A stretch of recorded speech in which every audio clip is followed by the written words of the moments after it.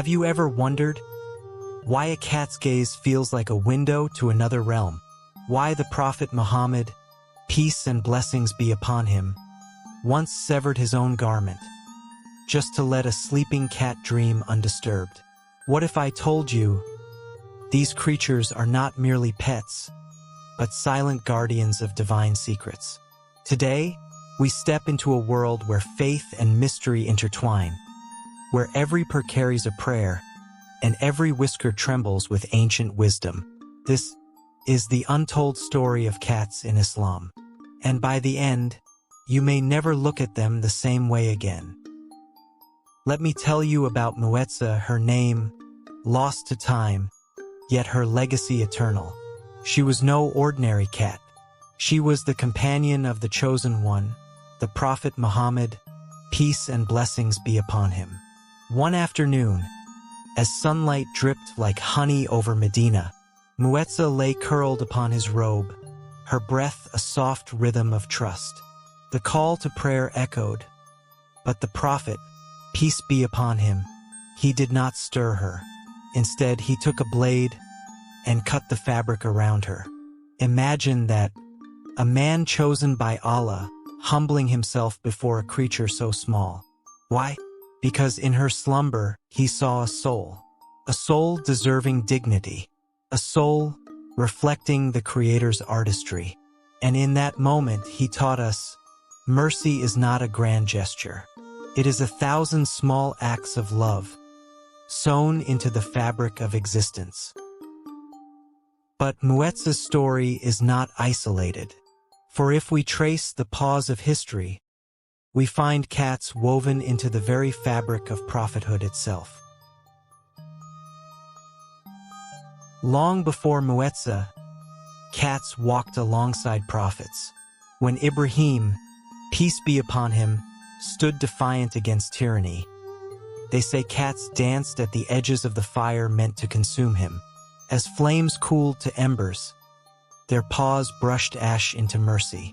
And on Noah's Ark, peace be upon him, while storms raged and humanity trembled, it was the cats who stalked the shadows, silent, steadfast, slaying the rats that threatened to devour hope. These are not fairy tales, my friends. These are whispers from the divine tapestry, threads of a plan where even the smallest paw print alters destiny. Yet, for every act of mercy rewarded, there is a warning etched in fire. Listen closely to a story that chills the bone. A woman, once breathing, now forgotten, locked a cat away. No food, no water, just a slow, cruel death. And when her soul stood before Allah, the gates of hell roared open for her. Why? Because in that cat's cries, she ignored the very essence of Islam. Whoever is kind to the creatures of God is kind to himself. But then, another woman, a sinner, a flawed soul, yet she saw a dog panting in the desert heat and gave it water. For that single act, paradise embraced her. Tell me, does that not shatter your heart? Does that not scream to the heavens? Every life is a test. Every creature, a mirror to your soul. But here is the beauty of Islam. It does not leave us in despair. For every warning, there is a healing truth waiting to be uncovered. Science now whispers what the Prophet, peace and blessings be upon him, knew centuries ago. A cat's purr vibrates at 25 to 150 hertz, the same frequency that heals bones, mends muscles, soothes shattered hearts. And yet, is this mere biology, or is it a divine design? The Prophet, peace be upon him, said, "They are not harmful. They are among those who coexist with you." Sunan ibn Majah, coexist, not as pests, but as partners. When a stray presses its head to your hand, is that hunger, or is it Allah, gently placing a wounded soul in your path, asking, Will you be my mercy? And if you answer that call, you step into a sacred covenant, one the Prophet himself and his blessed household honored with every breath. To share your home with a cat is to invite angels. But heed this, the Prophet's beloved Aisha, may Allah be pleased with her, fed cats from her own plate, yet never treated them as toys. You see, their food must be halal, their water fresh as mountain springs. Strike one, and you strike the dignity Allah bestowed upon them. Abandon one, and you abandon a trust heavier than mountains.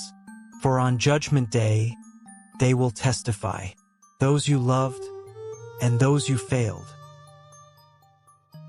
And so, we arrive at the crossroads, a moment to ask, what legacy will you leave in the eyes of these silent witnesses? I leave you with this. The next time a cat brushes against your leg, pauses in your doorway, or locks you in its wild, unblinking gaze, remember this. You are not merely being watched. You are being tested. Tested by the one who placed those emerald eyes there. For every creature is a mirror to your soul, a living, breathing invitation to embody the mercy of Allah.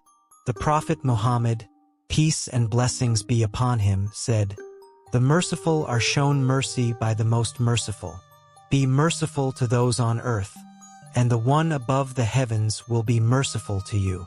So ask yourself, when that fragile, furry body trembles at your doorstep, will you see a nuisance, or will you see a sacred trust? A trust placed in your hands by the Creator himself?